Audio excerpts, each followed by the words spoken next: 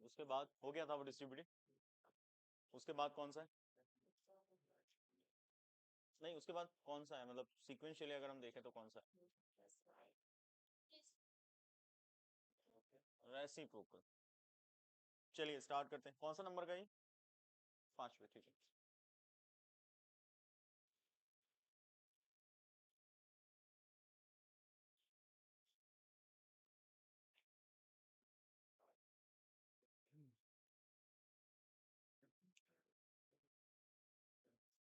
लिखिएगा fifth number का।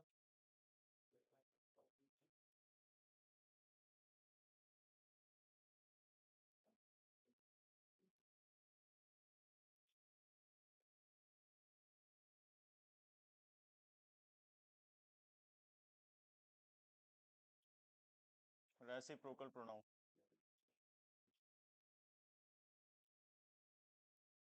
Reciprocal pronoun मैंने आप लोगों को एक्सप्लेन किया था कौन से होते हैं रेसिप्रोकल। जो पारस्परिक यानी म्यूचुअल रिलेशन शो करते हैं, है ना। म्यूचुअल रिलेशन यानी दो लोगों के बीच में या बहुत सारे लोगों के बीच में कोई कॉमन रिलेशन हो। ठीक है, इस टाइप के जो होते हैं वो आपके रेसिप्रोकल होते हैं। ये केवल केवल कितने होते हैं? दो होते हैं। एक होता है आपका कौन सा? Each other. एक होता है वन अनदर। ये दो ही होते हैं। तो इसके लिए लिखेंगे आप लोग this pronoun. This pronoun Hindi भी लिखवाऊंगा मैं। This pronoun shows mutual. This pronoun shows mutual relation. Mutual relation between two or more than two. Between two or more than two. So that is called reciprocal pronoun. Okay, Hindi में लिखेंगे यह pronoun, यह pronoun mutual relation को show करते हैं या mutual relation दर्शाते हैं। यह प्रोनाउन म्यूचुअल रिलेशन दर्शाते हैं। यह प्रोनाउन म्यूचुअल रिलेशन दर्शाते हैं।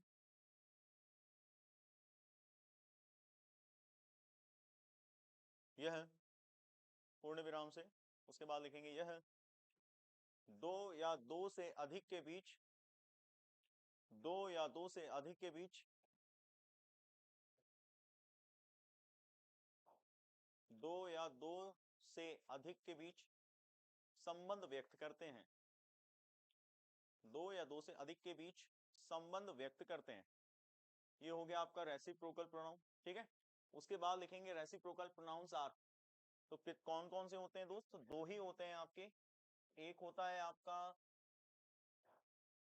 ईच अदर, लिखिएगा साथ में ईच अदर, और एक लिखिएगा वन अनदर।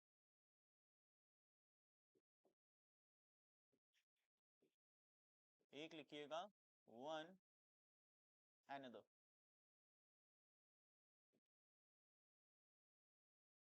एक होता है ईच अदर, एक होता है वन अनदर। अच्छा, इन दोनों का मतलब क्या होता है? तो देखो, इनका मतलब होता है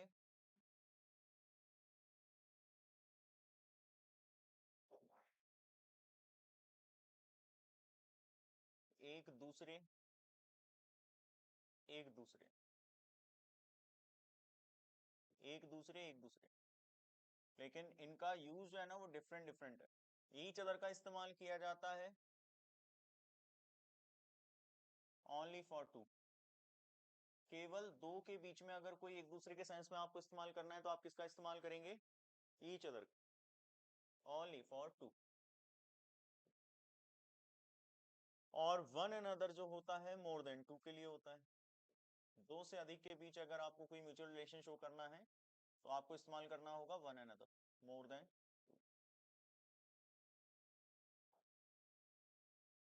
सो these are two reciprocal pronouns which used to show the mutual relation, जिनका उपयोग पारस्परिक यानी एक दूसरे में जो कॉमन रिलेशन होता है उसको दर्शाने के लिए किया जाता है। पहली चीज, दो ही होते हैं। ईच अदर जो है, अगर कोई चीज दो चीज के बीच में है तो ईच अदर होगा, दो से ज्यादा के बीच में है वन अनदर होगा। इसमें कोई ज्यादा खास एरर नहीं देने वाले। वो आपको एरर कैसा देंगे, अगर आपको संख्या या नंबर दो दर्शा रहे हैं तो आप इतना ध्यान रखना वहां ईच अदर लगाना। अगर वहां संख्या नहीं है तो हमेशा ध्यान रखना वहां वन अदर आएगा। क्लियर है ये चीज? ठीक है, मैं एग्जाम्पल दे रहा हूँ, दे नहीं रहा हूँ, लिख ही रहा हूँ। ठीक है, एग्जाम्पल लिखेंगे।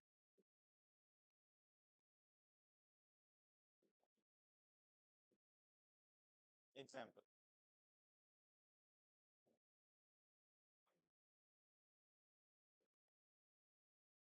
पहला एग्जाम्पल।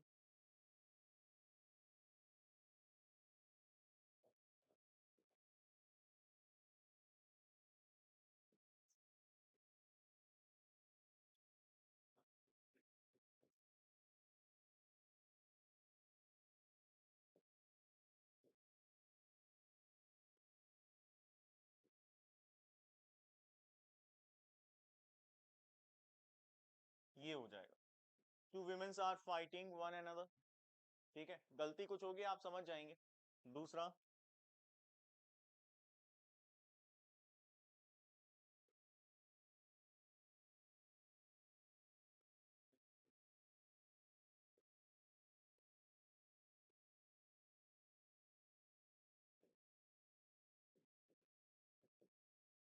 जहां नंबर शो नहीं होगा वहां पर आपको हमेशा ध्यान रखना है वन अनदर आएगा। ठीक है, आपको सिर्फ संख्या के आधार पर ही चेक करना है, जिसमें कोई ज्यादा विशेष तरीके से कहीं भी एरर नहीं आएगा। होगा तो वो यही होगा।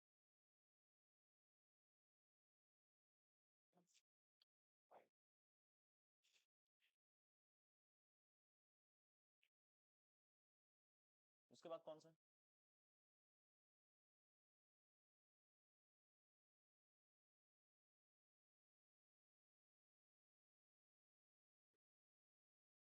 रेसिप्रोकल फिफ्थ नंबर का है कि सिक्स था? रेसिप्रोकल सिक्स है। और सिक्स कौन सा है? रिफ्लेक्सिव और इम्फेटिक सिक्स है। चलिए बताइए इसका क्या एरर होगा भाई, क्या गलती होगी इसमें, यहाँ पर क्या गलती है और क्या सही होना चाहिए वो बताओ। तो अगर आप देखें यहाँ पर क्या मेंशन है, दो, तो हमेशा ध्यान रखें यहाँ वन अनदर नहीं आएगा, यहाँ क्या आएगा, ईच अदर। क्योंकि दो के लिए हम क्या लिखते हैं, ईच अदर। और जहां नंबर शो ना हो ना वहां पर वन अनदर आएगा। यहाँ पर लिखा we should help each other, तो यहाँ ईच अदर नहीं आना चाहिए, क्या आना चाहिए, वन अनदर। सभी को समझ में आया? इसमें एक गलती और है, देखो, वन अनदर ईच अदर कुछ है गलती, देखो लिखा हुआ है उधर काट के कुछ लिखा है, देखो गलती है कुछ। ईच अदर्स होगा या ईच अदर होगा, वन अनदर होगा, क्या गलती है, कुछ कुछ तो गलती है पूरे सेंटेंस में, देखो।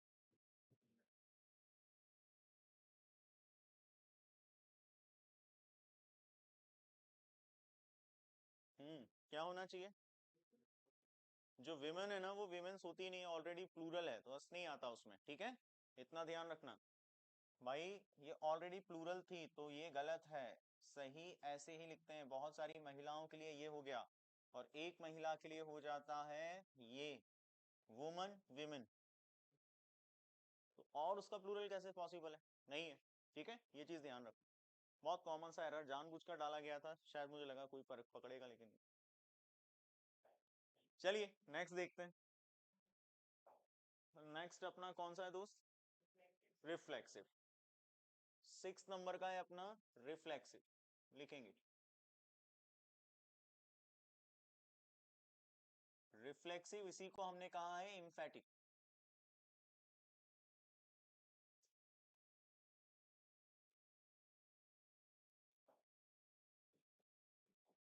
Reflexive emphatic pronoun.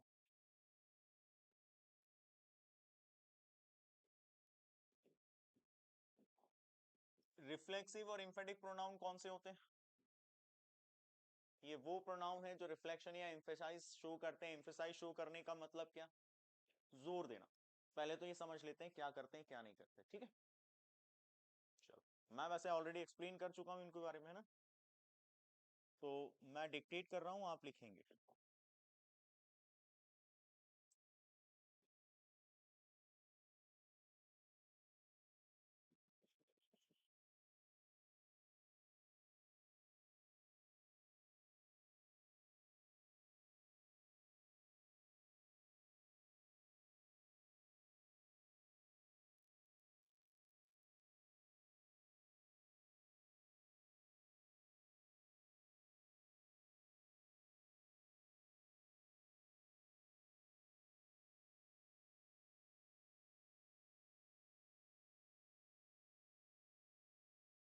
लिखेंगे this pronoun shows, this pronoun, this pronoun shows emphasise,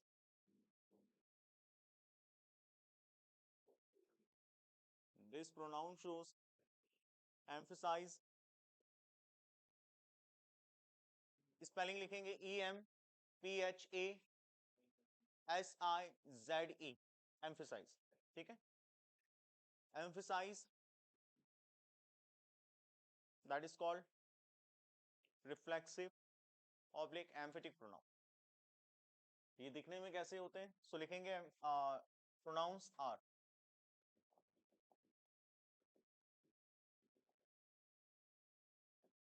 pronouns are करके डालिएगा, ठीक है। जैसे आप लोगों ने देखा है ना, आई, यू, लिखेगा यह प्रोनाउन वाक्य में किसी बात पर, यह प्रोनाउन वाक्य में किसी बात पर जोर देने के लिए उपयोग किया जाता है।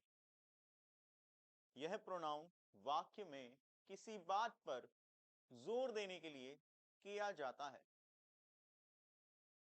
बहुत आसान, जोर देना मैंने आपको एक्सप्लेन किया हुआ है, इसलिए मैं ज्यादा डिटेल्ड आपको एक्सप्लेन नहीं कर रहा हूं, वैसे मैं समझा रहा हूं, नहीं आए तो पूछ सकते हो, ऐसा कुछ नहीं है, ठीक है। उसके बाद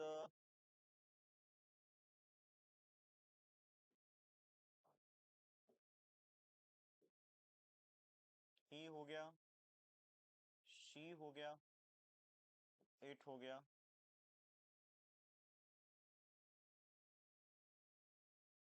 उसके बाद यहां आ गया वी, उसके बाद यूज तो ठीक ही है, और दे। देखो ये कैसे दिखते हैं मोस्ट ऑफ द टाइम ना, ये हमेशा कैसे दिखेंगे, सेल्फ वाले शब्द होते हैं। कौन से होते हैं? सेल्फ।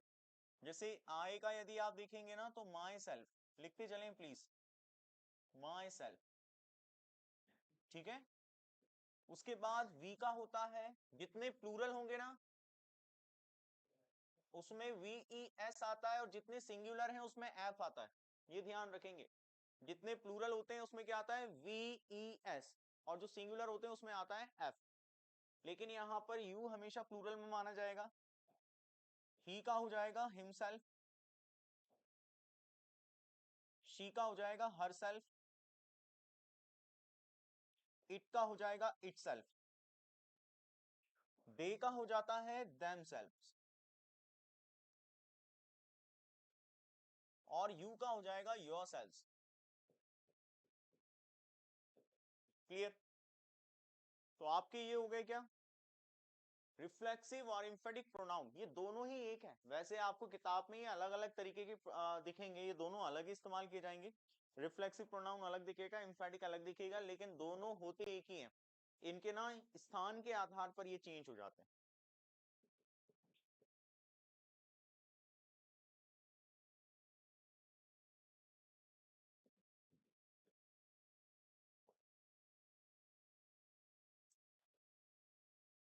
ये प्रोनाउन क्यों बनाए गए, क्या कारण है?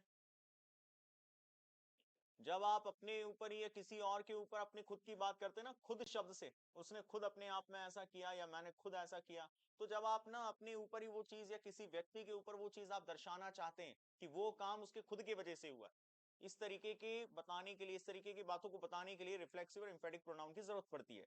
इसलिए इनका निर्माण किया गया, या इसीलिए इनका इस्तेमाल किया गया, इन्हें बनाया गया, ठीक है। और ये सेल्फ शब्द इसी को दर्शाता है, सेल्फ यानी वो व्यक्ति खुद, ठीक है। इसीलिए सेल्फ से खुद शब्द होता है। जैसे आपने नोटिस किया होगा, मैं खुद वहां मौजूद था, है ना।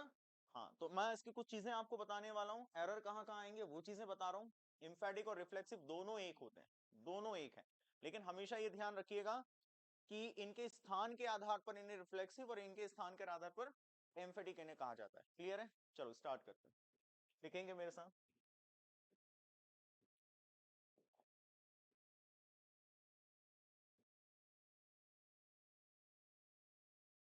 रिफ्लेक्सिव कब कहा जाएगा और एम्फेटिक कब कहा जाएगा, वो हम बात करते हैं।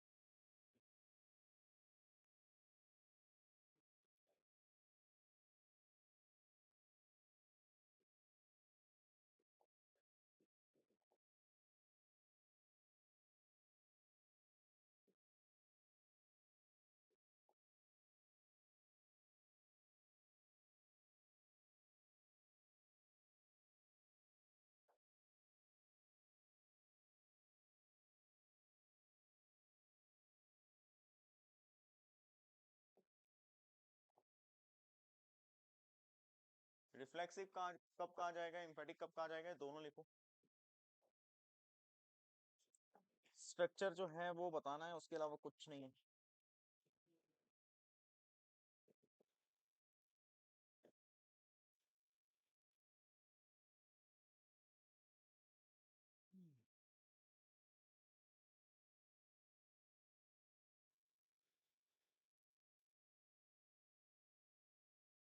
लिख लिया। चल देखो स्ट्रक्चर क्या है, जैसा आप सभी को पता है कि सबसे पहले आता है आपका सब्जेक्ट, लिखते चलिएगा प्लीज। उसके बाद आपकी हेल्पिंग वर्ब, उसके बाद मेन वर्ब,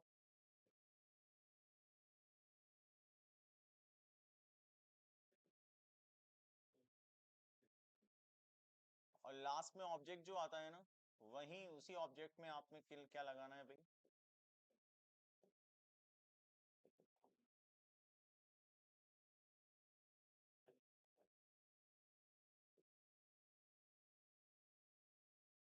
यहाँ आता है आपका रिफ्लेक्सिव।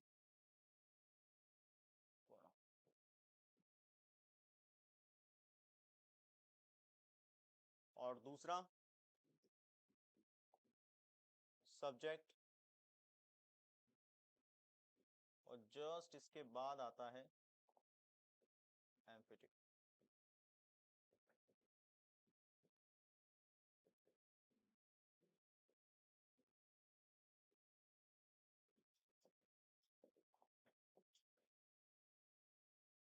फिर जो भी आपकी वर्ब्स होती हैं वो वर्ब आएंगी, और उसके बाद आपका ऑब्जेक्ट होगा, सो ऑब्जेक्ट आएगा। तो अगर आपके सेल्फ वाले जो शब्द हैं या सेल्स वाले जो शब्द हैं, यदि वो आपके ऑब्जेक्ट के स्थान पर आते हैं तो समझ जाएगा कि वो रिफ्लेक्सिव है। अगर आपके सब्जेक्ट के बाद आते हैं तो समझ जाएगा वो एम्फेटिक है। बस यही डिफरेंस है। सेल्फ और सेल्स वाले शब्द यदि सब्जेक्ट के तुरंत बाद आते हैं तो वो एम्फेटिक कहलाते हैं, और यदि जो लास्ट में आते हैं वो रिफ्लेक्सिव। ये तो इनका मैंने बेसिक बताया कि एग्जैक्टली यहाँ यहाँ इस्तेमाल किए जाते हैं। अगर जो सब्जेक्ट के बाद आया तो समझ जाएगा कि वो क्या हो जाएगा, आपका एम्फेटिक हो जाएगा, और अगर आपके ऑब्जेक्ट के स्थान पर आया तो उसे आप कहेंगे रिफ्लेक्सिव। दूसरी सबसे इंपॉर्टेंट चीज है, यहाँ पर जो मेन वर्ब होती है ना वो ट्रांजिटिव होनी चाहिए। अब ये ट्रांजिटिव और इंट्रांजिटिव क्या होती है वो भी समझाना जरूरी है। तो ट्रांजिटिव वो वर्ब्स होती हैं जिनके बाद ऑब्जेक्ट का आना अनिवार्य है, उन्हें ट्रांजिटिव कहते हैं। और कुछ ऐसी वर्ब्स होती हैं जिनके बाद ऑब्जेक्ट का आना कंपलसरी नहीं है, लगाना तो लगाइए, नहीं लगाना तो मत लगाइए, उसे आप कहते हैं इंट्रांजिटिव वर्ब। क्लियर है ये चीज? तो यहां पर ऐसी वर्ब आनी चाहिए जो कैसी हो, ट्रांजिटिव हो। ठीक है। अब जैसे मैं कहता हूं सूरज उगता है, द सन राइजेस, इसके बाद मुझे ऑब्जेक्ट की जरूरत है या नहीं, आप ये खुद सोचो। तो मुझे नहीं लगता कि जरूरत है। लेकिन अगर मैं कहता हूं कि आई ruined माई सेल्फ, मैंने बर्बाद कर लिया खुद को, आई ruined माई सेल्फ, तो बर्बाद तो किया लेकिन किसको किया, है ना? ही सुसाइड हिमसेल्फ, सुसाइड के बाद भी क्या हो जाएगा, हिमसेल्फ आना जरूरी है, यानी ऑब्जेक्ट का होना जरूरी है। अब मैं कहता हूं कि दे किल्ड, उन्होंने मार दिया, जरूरी नहीं है कि रिफ्लेक्सिव ही आए, लेकिन ऑब्जेक्ट का आना जरूरी है। उसके बाद ना आपको ऐसा फील होगा, ट्रांजिटिव वर्ब उसे कहते हैं कि उसके बाद ऐसा लगता है कि वो काम किया तो है लेकिन किस पर किया है वो जानना बहुत अनिवार्य सा फील होता है, इसीलिए कहते हैं उसे ट्रांजिटिव वर्ब। वो ट्रांसफर करता है लेकिन उसमें ऑब्जेक्ट की जरूरत पड़ती है, और वो ऑब्जेक्ट होता नहीं है, इसीलिए वहां पर उसे कहा जाता है ट्रांजिटिव वर्ब, कि वहां पर ऑब्जेक्ट होना कंपलसरी है। ठीक है। कहते हैं ना, दे किल्ड, उसने मार दिया, उन लोगों ने मार दिया, किसे मार दिया, पता होना या पता करना जरूरी है, तो वो चीज वहां पर ऑब्जेक्ट होना जरूरी है। जैसे किल्ड हो गया, एब्सेंट हो गया, है ना, सुसाइड हो गया, इंट्रोड्यूस हो गया। आई इंट्रोड्यूस माई सेल्फ सुना होगा आपने। अगर मैं बोलता हूँ आई इंट्रोड्यूस यू, मैं आपको इंट्रोड्यूस करता हूँ, तो वो एक अलग है। आई इंट्रोड्यूस माई सेल्फ, तो समझिए ना, आई इंट्रोड्यूस बोलता हूँ तो इंट्रोड्यूस के बाद क्या, किसको इंट्रोड्यूस कर रहा हूं मैं, समझ में आ रही है ना बात? तो कुछ ऐसी वर्ब्स होती हैं जो अपने बाद ऑब्जेक्ट का होना अनिवार्य बताती है, बिना ऑब्जेक्ट के वो अर्थ ना कुछ अधूरा सा महसूस करते हैं। अधूरा इन द सेंस ऐसा लगता है कि वो कर रहे हैं लेकिन वो किस लिए कर रहे हैं वो समझ में नहीं आता। ऐसी वर्ब्स को हम क्या कहते हैं, ट्रांजिटिव वर्ब। ट्रांस करती है ना वो, उस चीज को ट्रांजिटिव वर्ब, ट्रांसफर से रिलेट रखना। और इंट्रांजिटिव क्या होती हैं? जिनके बाद जरूरी नहीं कि ऑब्जेक्ट लगाओ, जैसे द सन राइजेस, है ना, जो सूरज तो उगता है, कहां से उगता है सबको पता है, मतलब हमें नहीं लगता है कि ऐसा तो है नहीं कि सोमवार को किसी और जगह से उगता है, मंगल को कहीं और से, बुध को कहीं और से, ऐसा तो नहीं है ना। तो ये चीजें आपने ध्यान रखनी है। क्लियर है ये चीज? समझ में आया? तो ऐसी वर्ब्स ट्रांजिटिव वर्ब, और यहाँ पर ट्रांजिटिव वर्ब का होना आवश्यक होता है। पहला नियम तो ये है। दूसरी चीज, अगर सेल्फ वाले शब्द सबसे अंत में यानी in the place of object we will use there, that mean the words are reflexive pronoun. If the self and self's word used immediate after the subject, that means that pronouns, yeah, that words are emphatic pronouns. Got it? ये चीज समझ में आ गई? अगर subject के तुरंत बाद आया तो वो कौन सी है? एम्फेटिक है। और अगर वो ऑब्जेक्ट के प्लेस पर आते हैं, रिफ्लेक्सिव है। लेकिन जब रिफ्लेक्सिव होगी तो ये कौन सी वर्ब होनी चाहिए? ट्रांजिटिव। जो ऑब्जेक्ट का होना जरूरी होता है उनके बाद, उन्हें कहते हैं ट्रांजिटिव वर्ब। क्लियर है ये चीज? समझ में आया? ठीक है, एग्जाम्पल लिखेंगे हम, एग्जाम्पल के तहत समझेंगे। और एक सबसे इंपॉर्टेंट चीज, जहां एरर आता है बस, इसके अलावा कोई नहीं, इसमें कोई एरर नहीं है, इसमें कोई एरर नहीं है। वो ये नहीं पूछेगा कि भैया ये अंडरलाइन करके बताएं कि ये वाली बताओ ये एम्फेटिक है कि रिफ्लेक्सिव है। कोई फिल इन द ब्लैंक, या कोई 10वीं या दूसरी कक्षा के तो पेपर चल नहीं रहे हैं कि फिल करके बताएगा, ब्लैंक करके बताएगा कि भैया आएगा कि नहीं आएगा, है ना। अब परीक्षा में पूछेगा कैसे, तो देखो, एक ना नोट जरूर लिखना, मैं बोल दूंगा अभी नहीं। हमेशा ध्यान रखना, जो एम्फिटिक हो या रिफ्लेक्सिव हो, ये ना हमेशा किसके अनुसार लगते हैं? ये लगते हैं सब्जेक्ट के अनुसार, हमेशा सब्जेक्ट के अनुसार। सर ये सब्जेक्ट के अनुसार लगने का मतलब क्या? देखो, ऐसा है दोस्त, अगर मान लीजिए यहां आया हुआ है आई, यहां आया है आई, और यहां उन्होंने दे दिया हिमसेल्फ। जस्ट मैंने आपको बताया कि आई का हिमसेल्फ नहीं होता दोस्त, आई का माई सेल्फ होता है। अंडरस्टूड? सो आपका बस इतना सा एरर रहेगा कि यहां पर आपको क्या करना होगा। क्लियर है? सो हमेशा ध्यान रखना, रिफ्लेक्सिव और एम्फेटिक प्रोनाउन किसके अनुसार इस्तेमाल होते हैं? सब्जेक्ट। अगर यहां आई दिया है तो माई सेल्फ, यू दिया है योर सेल्फ, ही दिया है हिमसेल्फ, हमेशा किसके अनुसार लगता है? दूसरा, यहां आई दिया है माई सेल्फ, यू दिया है योर सेल्फ, अगर मान लीजिए वी दिया है तो आर सेल्फ। अंडरस्टूड? तो किसके अनुसार? हमेशा घुमा फिरा कर आप देखेंगे तो सब्जेक्ट के अनुसार ही इसका इस्तेमाल किया जाएगा। दूसरी सबसे अहम चीज, जितने भी सेल्फ वाले वर्ड होते हैं या सेल्फ्स वाले वर्ड होते हैं, never start any sentence with them. उनके साथ वाक्य शुरू नहीं किया जाता। जितनी बार हम करते हैं my self this this this बोलते हैं, वो गलत है। तो कभी भी अगर आपको ऐसा दिखाई दे माई सेल्फ से या कोई भी सेल्फ वाले शब्द से सेंटेंस स्टार्ट है ना, गलती वही है। तो दो ही प्रकार की गलतियां वहां हो सकती हैं। पहली गलती ये हो सकती है कि वो आपको सब्जेक्ट के हिसाब से ना रिफ्लेक्सिव और एम्फेटिक लगा कर दे। मान लीजिए यहां आए देकर उन्होंने हर सेल्फ कर दिया, जो कि गलत है, यहां होना चाहिए माई सेल्फ। समझ पा रहे हैं ना? मान लीजिए यहां वी दिया था और यहां पर उन्होंने देम सेल्फ दे दिया, जो कि गलत है, आर सेल्फ होना चाहिए। पहला गलती ये हो सकती है। दूसरी गलती ये देंगे वो कि इन दोनों प्रोनाउन से ना वाक्य की शुरुआत कर देंगे। तो अगर पूछा जाए कि किस ऑप्शन में गलती है, और सेंटेंस की शुरुआत यदि myself, ourself, yourself, himself, herself, itself या देम सेल्फ से कर दी, तो वो गलती है, तुरंत नहीं आना चाहिए। अगर आपको लगाना है then you have to start with that. आप पहले सब्जेक्ट लगाओ फिर उसके बाद बोलो। दाने जी, ये 2 पॉइंट लिख लेना, इंपॉर्टेंट है। पहला पॉइंट लिखेंगे, सभी को इंग्लिश चलना है या हिंदी चलेगा? ठीक है, इंग्लिश वालों के लिए सडन लाइन कह देता हूं, वो लिख लेना। लिखो, फर्स्ट पॉइंट लिखेंगे, हिंदी भी बोल रहा हूं, चिंता नहीं करना। फर्स्ट पॉइंट लिखेंगे, इंग्लिश में इंपॉर्टेंट पॉइंट्स हैं। Reflexive and emphatic pronoun always use according to the subject. Hindi लिखेंगे, रिफ्लेक्सिव और एम्फेटिक प्रोनाउन, रिफ्लेक्सिव और एम्फेटिक प्रोनाउन हमेशा सब्जेक्ट के अनुसार उपयोग किए जाते हैं, हमेशा सब्जेक्ट के अनुसार उपयोग किए जाते हैं।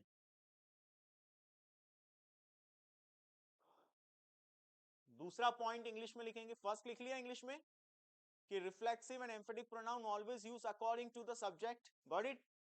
दूसरा लिखेंगे इंग्लिश में never start sentence, never starts,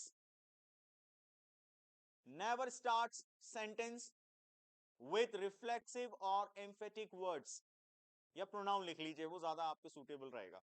never start sentence with reflexive और एम्फेटिक प्रोनाउन। हिंदी में लिखेंगे, रिफ्लेक्सिव और एम्फेटिक प्रोनाउन से वाक्य की शुरुआत ना करें, कभी ना करें। रिफ्लेक्सिव और एम्फेटिक प्रोनाउन, रिफ्लेक्सिव और एम्फेटिक प्रोनाउन से वाक्य की शुरुआत ना करें, कभी ना करें। क्लियर है भाई?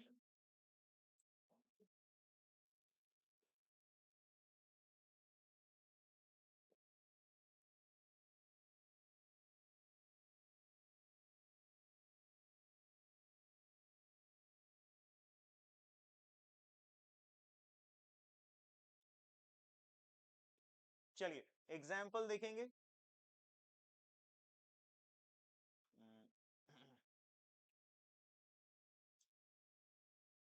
साथ साथ लिखिएगा, ठीक है। एग्जाम्पल,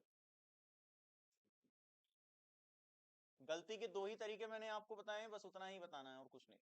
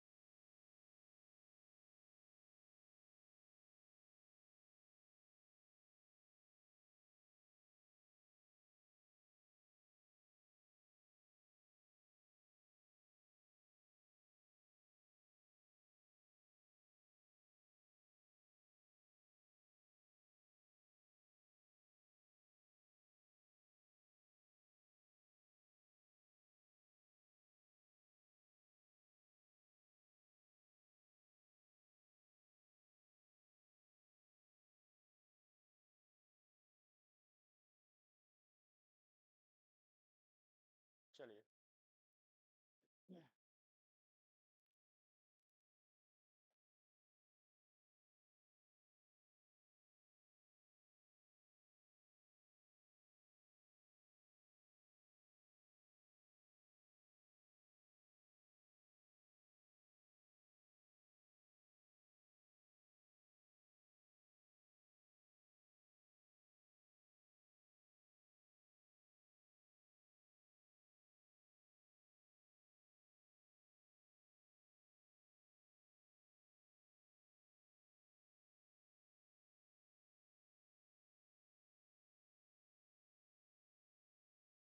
देखना है, पूरा चेक करना है, क्वेश्चंस फटाफट चेक करो जल्दी।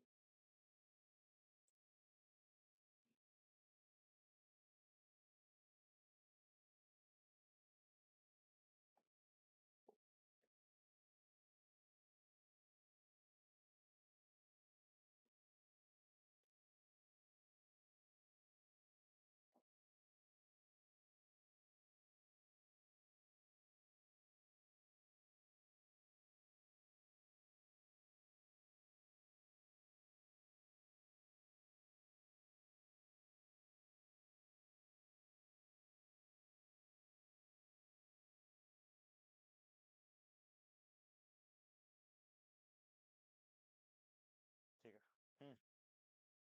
बताओ भाई।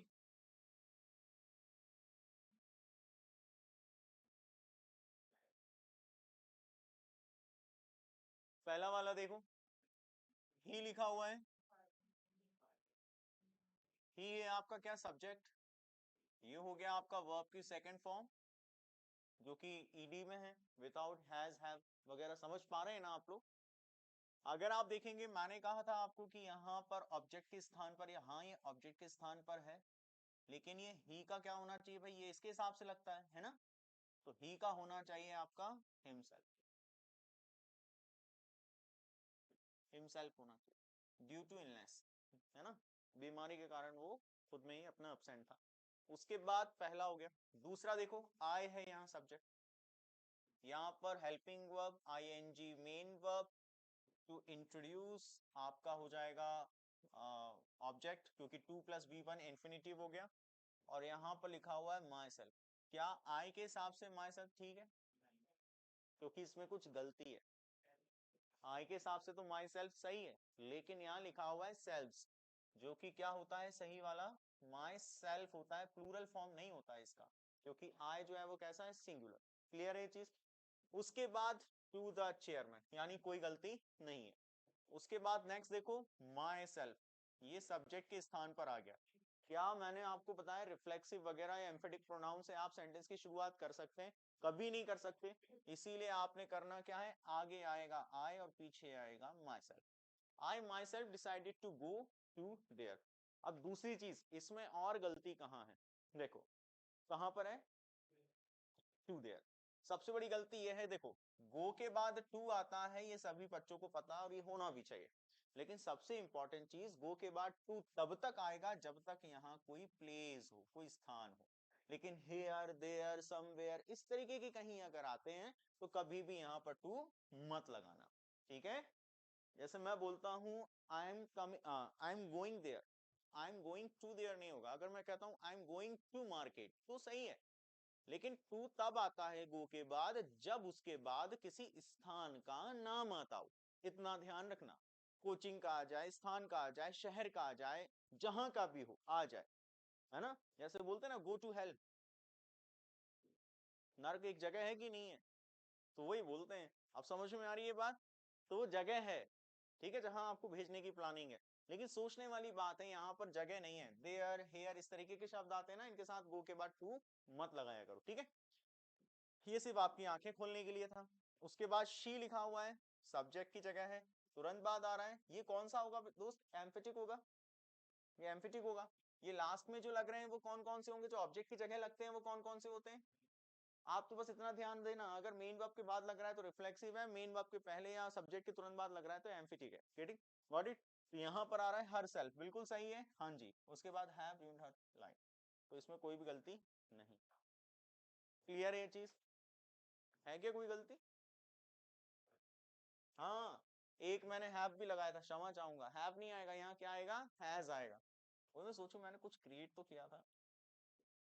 चलो, हैज आएगा। क्लियर है ये चीज? ये ध्यान दिया करो यार। इसने मुस्कान ने दिया ध्यान। मुस्कान गलती पकड़ने में नंबर 1। मुस्कान नहीं बताया था क्या ये? चलो अब पकड़ना गलती। नेक्स्ट वाला कौन सा है? Indefinite pronoun. कौन सा नंबर है दोस्त, 6th 7th ना?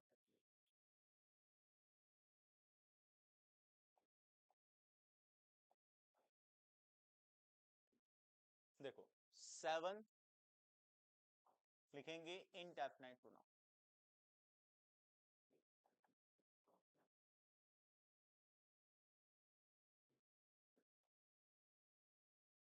Indefinite pronoun.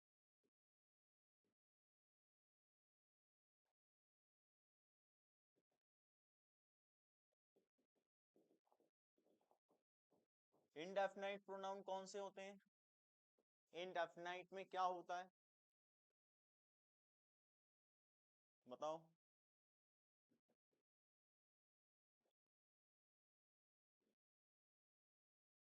कोई पंखा चालू करेगा क्या?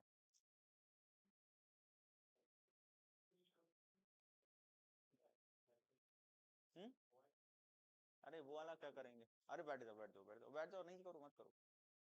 Thank you. फिर वो कर दो बंद। देखो एग्जैक्टली क्या होता है इंडेफिनाइट प्रोनाउन, में एक्सप्लेन कर रहा हूँ, इससे पहले भी मैंने किया।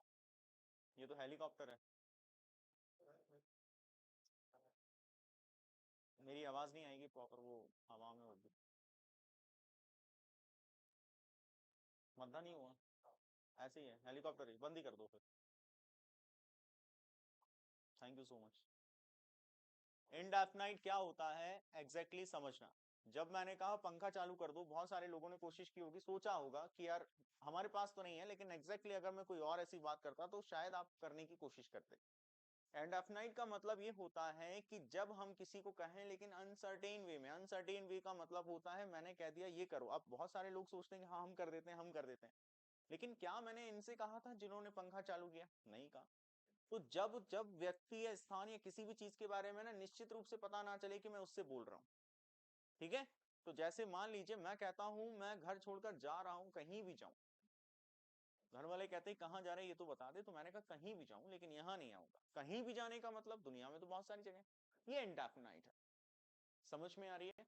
ठीक है, मैं कहता हूं किसी ने मेरा पर्स चोरी कर लिया।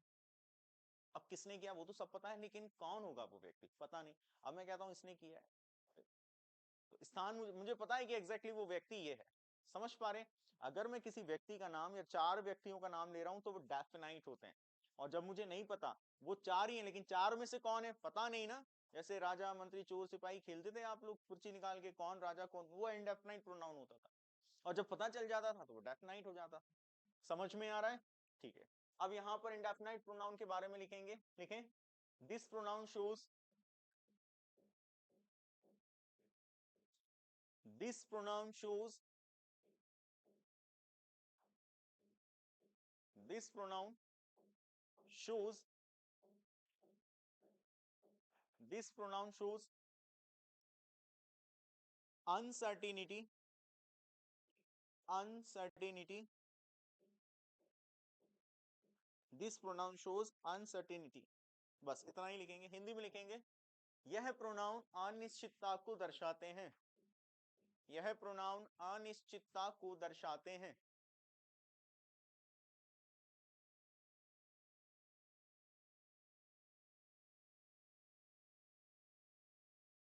चलिए शुरू करें। तो इंडेफिनाइट प्रोनाउन कौन से होते हैं, आप को बनाना सिखा रहा हूं, देखो कैसे बनाते हैं।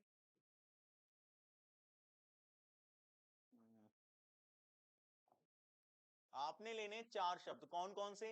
एक शब्द लेना है आपको एवरी, लिखेंगे इनडेफिनाइट प्रोनाउंस आर, लिखेगा इनडेफिनाइट प्रोनाउंस आर, लिखिएगा इनडेफिनाइट प्रोनाउंस आर। कौन कौन से होते हैं वो हम देख रहे हैं। Got it? एवरी, उसके बाद लिखेंगे सम, उसके बाद लिखिएगा फ्यू, हाँ क्षमा क्षमा क्षमा क्षमा क्षमा, फ्यू नहीं है, एनी है, एनी और नो, यस नो, एनी और नो, डन। वो क्या है कि वो वाले पे चला गया मैं एडजेक्टिव पे, सम फ्यू ऑल लिटिल इस तरह के। चलिए, तो ये एवरी सम एनी और नो, ये जो शब्द है ना, इनके साथ आप शब्दों को जोड़िए। कौन कौन से शब्द होते हैं? ये थोड़ा समझने वाला है ना, क्योंकि इसमें एरर आते हैं दोस्त। एक है बॉडी का, एक है वन, और एक है आपका थिंग। यदि आप इन्हें जोड़ेंगे तो आपको मिलेंगे 12 इंडेफिनाइट प्रोनाउन। कितने मिलेंगे? 12 के 12 इंडेफिनाइट प्रोनाउन देखने को मिलेंगे। कौन कौन से हैं देखिए। एक है आपका, जैसे एवरी को अगर बॉडी से जोड़ो तो क्या बनेगा?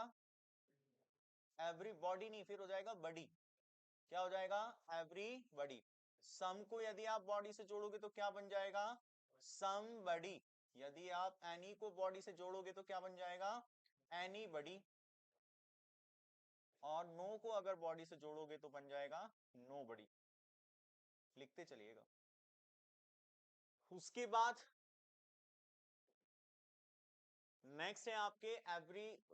एवरी को वन से जोड़ेंगे तो आपका हो जाएगा एवरी वन। सम को यदि आप वन से जोड़ेंगे तो हो जाएगा सम वन। एनी को यदि आप वन से जोड़ेंगे तो हो जाएगा एनी वन। और नो को वन से जोड़ेंगे तो हो जाएगा नो वन, या इन्हें इन शॉर्ट में कहते हैं नन। क्लियर है ये चीज? उसके बाद आप ये थिंग वाले में जोड़ेंगे। एवरी को यदि आप थिंग में जोड़ेंगे तो क्या हो जाएगा? एवरीथिंग।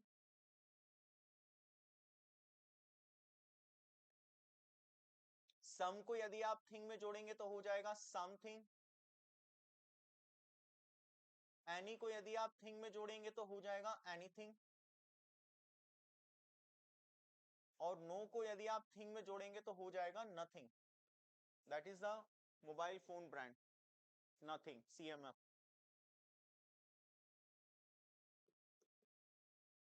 तो इस तरह से अपन ने बनाए 12, एक में 4, एक में 4, एक में 4, 4 थी 12।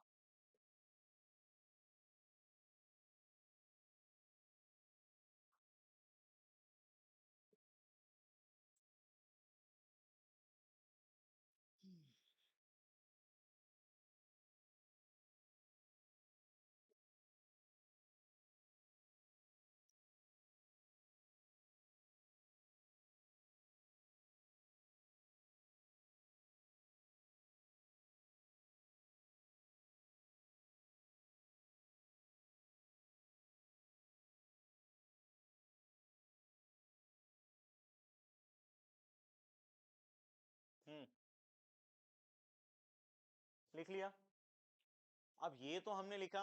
अब इस चीज को थोड़ा सा समझना बहुत ज्यादा इंपॉर्टेंट इस चीज में, क्योंकि इसमें एरर आते हैं। बाकी के जो दो इससे पहले बताए थे वो कहाँ कहाँ एरर आएंगे वो मैंने आपको बता दिया। अब लेकिन इसे समझो। देखो भाई, जो ये बॉडी और जो वन वाले हैं ये अलग है। बॉडी और वन वाले जो होते हैं ना, हमेशा ध्यान रखना ये पर्सन को डिफाइन करते हैं। पर्सन यानी व्यक्ति। क्लियर है ये चीज? पर्सन यानी व्यक्ति हुआ। अगर व्यक्तियों के बारे में बात की जा रही है तो everybody, somebody, someone, everyone, none वगैरह इस तरीके से आप लगा सकते हैं। लेकिन बचे हुए चीजों के लिए आप किसका इस्तेमाल कर सकते हैं? Thing, nothing, everything. क्योंकि थिंग लगा हुआ है, आप समझ जाइए। तो मेनली तो वैसे ये किसके लिए? सभी के लिए। आप इतना ध्यान रख लीजिए,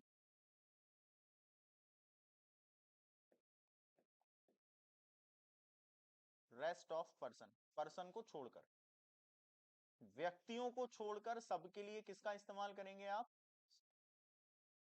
रेस्ट ऑफ पर्सन। व्यक्तियों को छोड़कर निर्जीव के लिए, आप एनिमल्स के लिए, सब के लिए। एनिमल्स हो गए, आपकी नदियां हो गई, पहाड़ हो गए, पृथ्वी हो गई, जो भी चीजें यूनिवर्स की कितनी भी चीजें, केवल और केवल इंसानों को छोड़कर। इंसानों के लिए जो बनाई गई है वो कौन सी है? बॉडी वाली और वन वाली। बाकी जो थिंग वाली है वो हमेशा किसके लिए लगाई जाएगी? आपके इंसानों को छोड़कर जितनी भी चीजें आएंगी, चाहे सजीव हो, निर्जीव हो, कुछ भी हो, लेकिन इंसान नहीं आना चाहिए बस। क्लियर है ये चीज? समझ में आया? ये मेन चीज क्लियर है। तो बॉडी और वन से आप हमेशा ध्यान रखें व्यक्ति वाले, और थिंग से आप ध्यान रखें व्यक्तियों को छोड़कर जितनी भी चीजें यहां हैं उन सब के लिए आप थिंग लगाएंगे। क्लियर है ये चीज? दूसरी चीज सबसे इंपॉर्टेंट इसके लिए जो, अच्छा मान लो कि मैंने एवरीबडी, समबडी वगैरह लगा के रखा हुआ है। अब इसमें तो जेंडर पता नहीं चलेगा कौन सा जेंडर है। हमें पता नहीं चलता कि कौन सा जेंडर, भाई पुरुष है, महिला है, कौन है। तो हमेशा ध्यान रखना कि जब कभी भी एवरीबडी, समबडी, एनीबडी इस तरीके की चीजें आएंगी और इसमें यदि आपको जेंडर नहीं पता चल रहा है कि कौन सा जेंडर है, आपने हमेशा ध्यान रखना वहां मस्कुलाइन जेंडर ही कंसीडर करना। और आपको फेमिनाइन कब करना है, जब वहां स्पेशली वहां पर बताया जाएगा कि वहां पर फेमिनाइन की बात की जा रही, यानी फीमेल्स की बात की जा रही। अगर फीमेल्स की बात की जा रही है तब जाकर आप क्या लगाओगे, हर वगैरह शी वगैरह जो लगना चाहेगा वो मैं बताऊंगा कैसे लगेगा। लेकिन इतनी बात समझ में आई, क्या समझे? पहली बात तो बॉडी और वन वाले हमेशा पर्सन के लिए, थिंग वाले पर्सन को छोड़कर जितनी भी चीजें हैं चाहे सजीव हो निर्जीव हो उन सब के लिए। दूसरी चीज, जेंडर अगर पता नहीं चलता तो हमेशा ध्यान रखिएगा कौन सा जेंडर कंसिडर करेंगे, मस्कुलाइन जेंडर।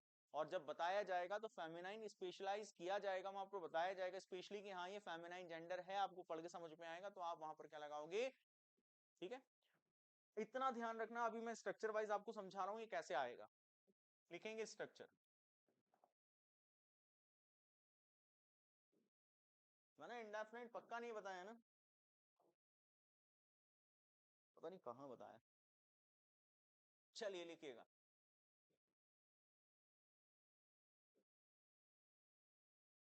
स्ट्रक्चर लिखें। अब ये स्ट्रक्चर में कहाँ आएगा, ऑब्वियसली प्रोनाउन है तो कहाँ आएगा, सब्जेक्ट में और ऑब्जेक्ट में। हमारा स्ट्रक्चर होता है, यहाँ आता है सब्जेक्ट, फिर उसके बाद हेल्पिंग वर्ब, लिखिएगा प्लीज। उसके बाद आएगी आपकी मेन वर्ब, उसके बाद आपका आएगा प्रोनाउन, और लास्ट में आपका जो है वो। वैसे तो इंडेफिनाइट प्रोनाउन कहाँ कहाँ आ सकता है, सब्जेक्ट में और ऑब्जेक्ट में, because pronoun always follow the noun and nouns come in the place of subject and object. ये तो क्लियर है। लेकिन अभी जो इंपॉर्टेंट बात जब हम कर रहे हैं ना वो इंडेफिनाइट प्रोनाउन की है, और भी विशेष चीजें मुझे बतानी है, ये भी ध्यान रखना कि ये जितने भी इंडेफिनाइट प्रोनाउन होते हैं ना, जितने भी हैं, ये सब के सब बाय नेचर सिंगुलर होते हैं।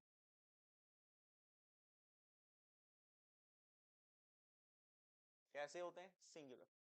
यानी 12 के 12 कैसे हैं, सिंगुलर है, हमेशा ध्यान रखना, हमेशा ध्यान रखिएगा ये सिंगुलर होते हैं। डन। चाहे आपका थिंग वाला हो, वन वाला हो या बॉडी वाला हो। दूसरा मैंने जेंडर का बता ही दिया। तीसरा मैंने आपको ये बताया था कि बॉडी वन वाले पर्सन और थिंग वाले जो होते हैं आपके नॉन लिविंग थिंग या बाकी के इंसानों को छोड़कर। अब ये कैसे इस्तेमाल होंगे, देखो ये ऐसे इस्तेमाल होंगे दोस्त।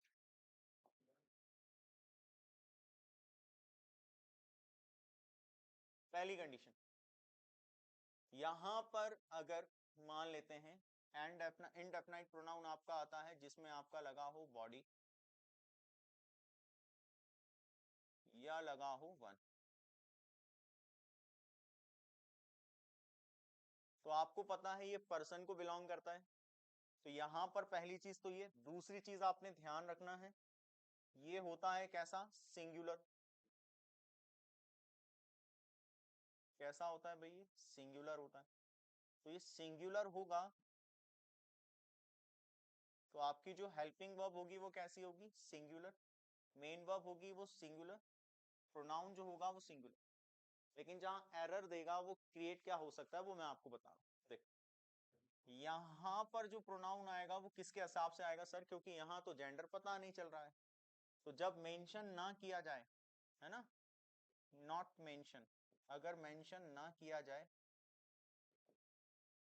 तो ऐसी स्थिति में आप कौन सा जेंडर ध्यान रखेंगे, मस्कुलाइन। और मस्कुलाइन के लिए क्या लगता है भाई, मैं मस्कुलाइन जेंडर ना लिखकर मैं ये लिख रहा हूं, वहां पर क्या लगाना है आपको, यहाँ हिज। ठीक है भाई। और जब मेंशन किया जाएगा तो फेमिनाइन आपको मेंशन किया जाएगा, और जब मेंशन किया जाएगा और वो स्पेशली कौन सा होगा, फीमेल का, तो आप हमेशा ध्यान रखिएगा वहां लगाना है आपको। लेकिन इट भी नहीं आएगा और देयर भी नहीं आएगा, ये ध्यान रखना, वहां पर देयर देंगे बोलो, ये गारंटी है। देयर आपको मिलेगा, देयर नहीं मिला तो हिज हटाकर हर लगा दिया, हर हटाकर हिज लगा दिया, या लगा देंगे इट। लेकिन ये नहीं आएगा, क्यों, क्योंकि बॉडी और वन वाले क्या इट नहीं होगा। इट किस लिए हमेशा होता है, नॉन लिविंग थिंग के लिए। इट का हमेशा ध्यान रखना, इट किसके लिए होता है, नॉन लिविंग थिंग के लिए। ये चीज हमेशा ध्यान रखना। तो यहाँ पर देयर और इट की तो कोई कहानी ही नहीं आएगी। कौन आएगा, हिज और हर। ये बिल्कुल नीट एंड क्लियर चीजें बता रहा हूं आपको मैं। तो दूसरी पहली चीज तो ये आएगा, यहां आप चेक करना दो तीन स्पॉट जो मैं बता रहा हूं आपको। एक स्पॉट हो जाएगा अपना ये नंबर वन हेल्पिंग वर्ब, बहुत छोटा सा है। नंबर टू मेन वर्ब, और तीसरा आपने चेक करना है ये। तो तीसरा जो चेक करेंगे ना प्रोनाउन, वो सबसे इंपॉर्टेंट है, कारण है क्योंकि यहाँ पर इट दे सकते हैं, देयर दे सकते हैं, और कोई अन्य दे सकते हैं, ठीक है। तो तीन जगह आपको चेक करना है। और मान लीजिए कि ऐसा ना हो, फिर क्या आ जाए, तो यहां सब्जेक्ट में क्या आएगा सुनना, यहां सब्जेक्ट में आएगा आपका थिंग वाला। और थिंग आ जाए तो समझ जाइएगा है तो ये भी सिंगुलर, ये सिंगुलर ही है। तो सिंगुलर है तो हेल्पिंग वर्ब भी सिंगुलर, मेन वर्ब भी सिंगुलर, प्रोनाउन भी सिंगुलर। बट सबसे इंपॉर्टेंट चीज, यहां पर ना आपको हमेशा इट्स लगाना है। यहां हमेशा क्या आएगा, इट्स आएगा, देयर आएगा ही नहीं कहीं। देयर लगा के दे सकते हैं लेकिन कभी नहीं आएगा। तो थिंग वाले में आएगा इट्स, और बाकी यहाँ आएगा मेंशन नहीं किया तो हिज, बाकी जगह बिल्कुल लिख लो एज इट इज।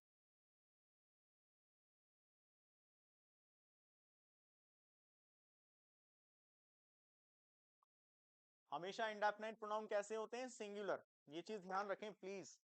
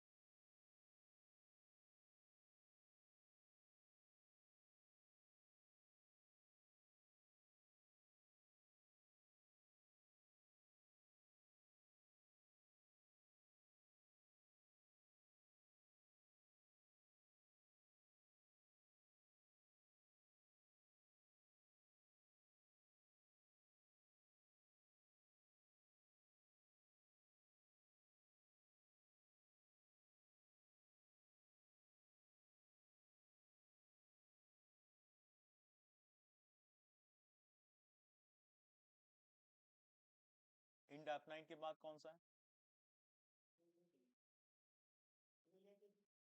रिलेटिव, और फिर कौन सा, इंटेरोगेटिव होगा।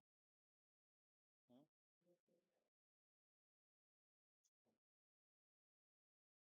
interrogative। फिर आपका चैप्टर खत्म। हम्म, अब इसके बाद रिलेटिव ना। हाँ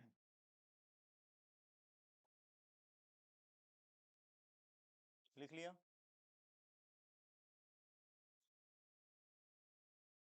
चलिए, आपने बस ये दो तीन स्पॉट चेक करने हैं। अगर आपको बॉडी वन और थिंग वाले अगर शब्द दिखाई देते हैं तो हमेशा ध्यान रखेंगे हेल्पिंग वर्ब मेन वर्ब और प्रोनाउन चेक करना है। प्रोनाउन थिंग वाले में इट्स होना चाहिए, देयर कभी नहीं होता।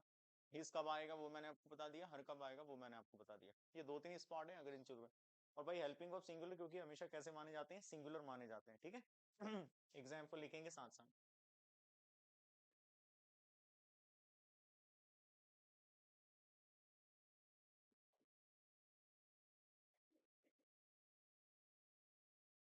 Example,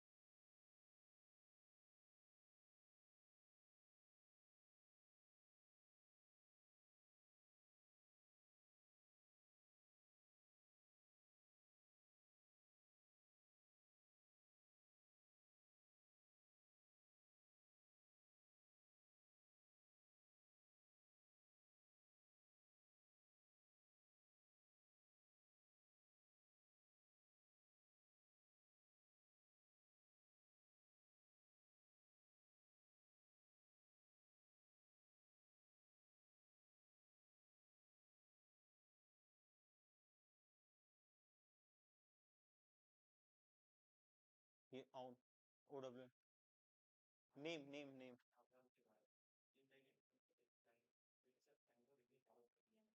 who is interested to give its name to participate in annual function.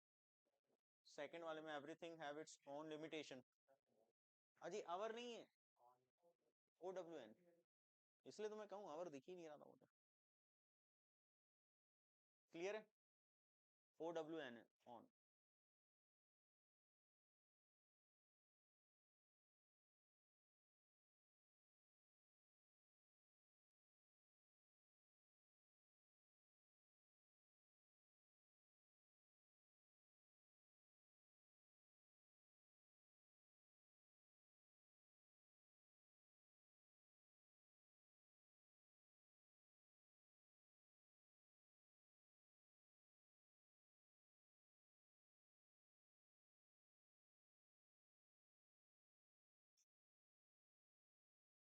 लिख ली.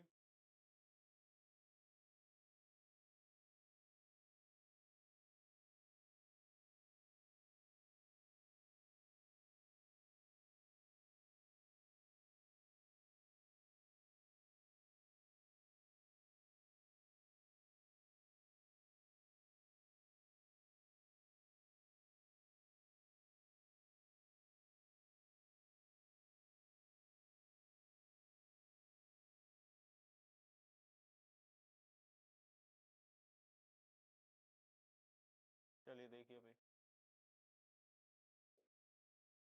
एनीवन हु इज इंटरेस्टेड, अगर आपको यहाँ पर एनीवन दिख जाए, पहली बात तो ये सिंगुलर है और वन वाला दिख रहा है, मतलब किसके लिए है भाई? पर्सन के लिए. और पर्सन के लिए तो बस आपने ध्यान रखना है ये हमेशा सिंगुलर होते हैं. पहले आपने कौन सा स्पॉट चेक करना है? ये वाला. आपने देखा इंटरेस्टेड तो आपको देख पाता है, ठीक है, इट्स ओके. ये आ गया इज है, ठीक है, सही है. उसके आगे आप गए, यहाँ प्रोनाउन दिख रहा है. वन के लिए मैंने आपको बताया था हिज. तो कब होगा? जब आपको जेंडर मेंशन ना किया जाए. लेकिन यहाँ पर जेंडर मेंशन है क्या? नहीं है, मतलब यहाँ पर इट्स तो आना ही नहीं है. ऑब्वियसली क्या आ जाएगा यहाँ पर? is. दूसरा आपने देखना है एवरीथिंग. यहाँ कौन सा है बेटा? थिंग वाला, यानी पर्सन की बात नहीं की जा रही. आपको एक तो ये चेक करना है, दूसरा ये चेक करना है. अब अगर आप देखेंगे तो एवरीथिंग वाला ये नॉन लिविंग थिंग वाला होता है, सिंगुलर होता है. हैव आएगा कि हैज आएगा? यहाँ हैज आएगा. उसके बाद इट्स आएगा क्या? एग्जैक्टली इट्स आएगा, क्योंकि यहाँ थिंग लगा हुआ है. क्या देयर आता है क्या यहाँ पर? नहीं आएगा, देयर आता ही नहीं है. उसके बाद एवरी वन लिखा हुआ है. एवरी वन है, ऑब्वियसली किसके लिए है? पर्सन के लिए. आपने तीन चीजें चेक करनी है यहाँ, एक तो हेल्पिंग वर्ब और दूसरा ऐसा प्रोनाउन. ठीक है. तो देखो यहाँ पर दिख रहा होगा एवरी वन पर्सन है, सिंगुलर होता है. मिस इंडिया कंटेस्टेंट्स लिखा हुआ है. मिस इंडिया में लड़के उतरते हैं क्या? नहीं, लड़कियां उतरती हैं. तो अगर आप देखेंगे यहाँ, पहली बात तो यहाँ सिंगुलर आना चाहिए, है ना. दूसरी चीज आपने देखना है, हिज नहीं आएगा. क्या आ जाएगा यहाँ? क्योंकि यहाँ पर मिस इंडिया लिखा हुआ है. और फिर भी किसी की इच्छा है कि वहां हिज लगाने, तो लगा सकता है. मिस इंडिया कंटेस्टेंट में अगर किसी लड़के को उतरना है तो वो कर सकता है, कोई दिक्कत नहीं, है ना. चलो, बाकी फिर ग्रामर आपके हवाले. उसके बाद नेक्स्ट पॉइंट रिलेटिव प्रोनाउन है, तो लिखेंगे रिलेटिव प्रोनाउन. नेक्स्ट लिखेंगे आप कौन सा? 8 ना, 8 नंबर लिखेंगे आप लोग relative pronoun.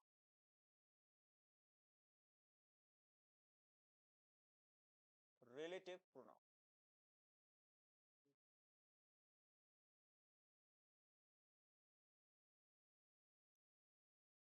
Relative pronoun. Relative pronoun कौन से होते हैं? That shows the relation. सुनो मेरी बात.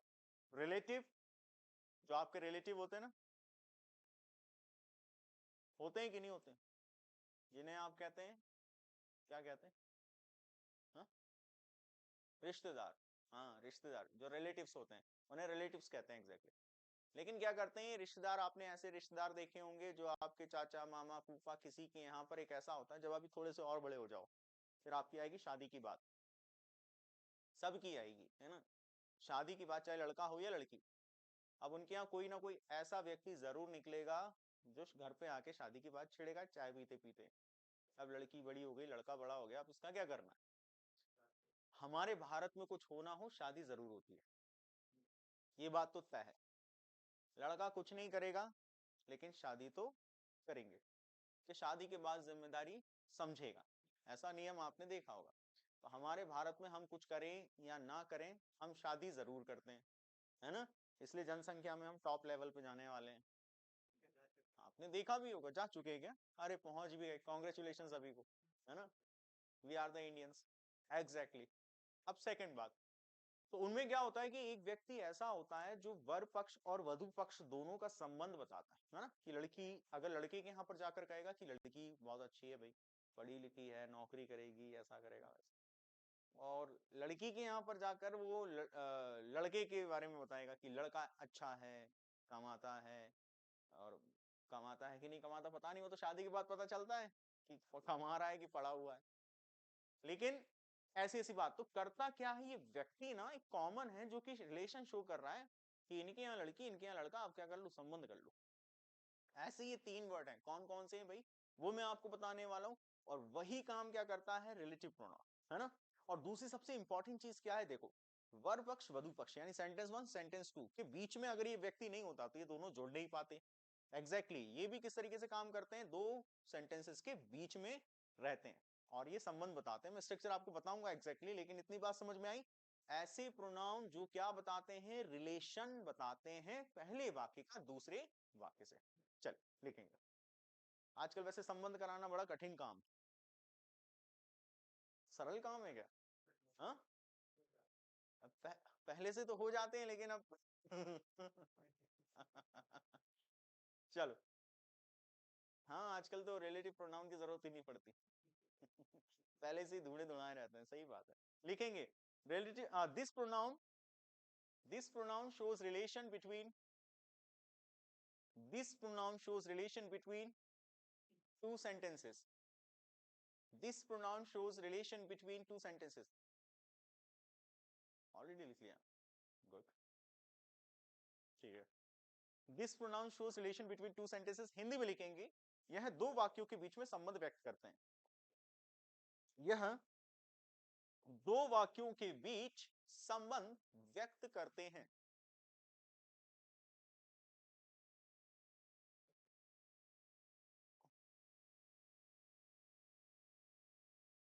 लिख लिया, चलो। अब ये लिखेंगे रिलेटिव प्रोनाउंस आर, सभी को लिखना है। Relative pronouns are, relative pronouns are, ये कितने होते हैं भाई, तो तीन होते हैं। कौन कौन से हैं, एक होता है आपका हु, ये बचपन में आप करते थे छुपने के बाद, एकदम से किसी को डराते थे, है ना, हो गया। दूसरा, बस बस अब बड़े हो गए हो, लेकिन बचपना नहीं गया अभी। उसके बाद आता है विच, ये पंजाबी में बोला जाता है, कभी सुनोगे विच, अरे दूसरा नहीं बोल देना तीसरा आता है आपका दैट, है ना, दैट। तो ये तीन हो गए, ये तीनों अपने क्या हैं, रिलेटिव प्रोनाउन है। यही एक ऐसे रिश्तेदार है हम हमारे यहाँ पर अभी, जो क्या करते हैं, एक तरफ से दूसरी तरफ, दूसरी तरफ से तीसरी तरफ खबर लेकर जाते हैं, तो वो ये है, ठीक है। अब ये जो हु है ना, वो किसकी खबर लेकर जाता है, देखो भाई करना क्या होता है, कुछ भी नहीं, समझना 2 मिनट फिर उसके बाद लिखना ना। हु का इस्तेमाल हम व्यक्तियों के लिए करते हैं, विच का इस्तेमाल हम नॉन लिविंग थिंग, एनिमल, हर चीज के लिए करते हैं। नॉन लिविंग हो गया, या आपके एनिमल्स हो गए, या आपके इंसेक्ट्स हो गए, या आपके नेचुरल फॉर्मेशंस, यानी मैं इसको अगर कहूं ना तो वही चीज हो जाएगी rest of person. Natural formations, natural formation क्या होता है भाई, जो प्रकृति तौर पर नदियां, पहाड़, पर्वत, ये सब बने हुए ना, वो, है ना, उन सब के लिए। उसके बाद दैट का इस्तेमाल किया जाता है पर्सन के लिए भी और रेस्ट ऑफ पर्सन के लिए भी, पर्सन के लिए भी और rest of person, rest of person मतलब इन सब के लिए भी। तो दैट का इस्तेमाल दोनों के लिए करते हैं, हु का इस्तेमाल केवल व्यक्ति के लिए करते हैं, और विच का इस्तेमाल हम किसके लिए करते हैं, इंसानों को छोड़कर सबके लिए। क्लियर है ये चीज, टीपो इसे जल्दी से, जल्दी टीपो, आज हो ही जाएगा चैप्टर। एक और बचा हुआ है। हाँ तो क्या है?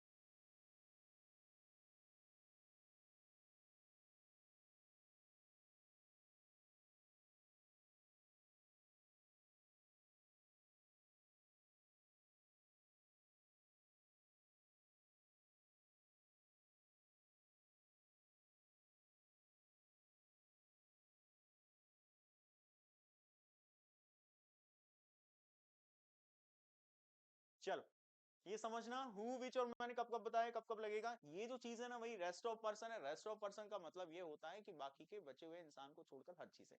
उसके बाद ये दोनों के लिए है भाई, है ना, ये सब के लिए और ये केवल पर्सन के लिए। अच्छा सर ये लगते कैसे हैं? ये बड़े अच्छे लगते हैं।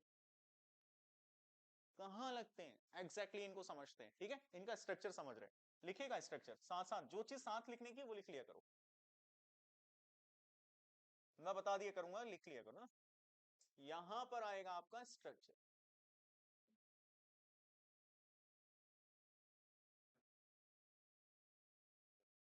ठीक। अब स्ट्रक्चर में समझो इसे। पहले तो बेसिक स्ट्रक्चर में बता रहा हूं, देखो। ऐसे एक पूरा सेंटेंस होगा, यहां एक पूरा सेंटेंस होगा, उसके बाद सेंटेंस वन को मैंने बोल दिया S1, सेंटेंस टू को मैंने कह दिया S2। उसके बाद जो ये तीन लगते हैं ना वो यहां लगते हैं। या तो आएगा आपका हु, या आएगा विच, या फिर आएगा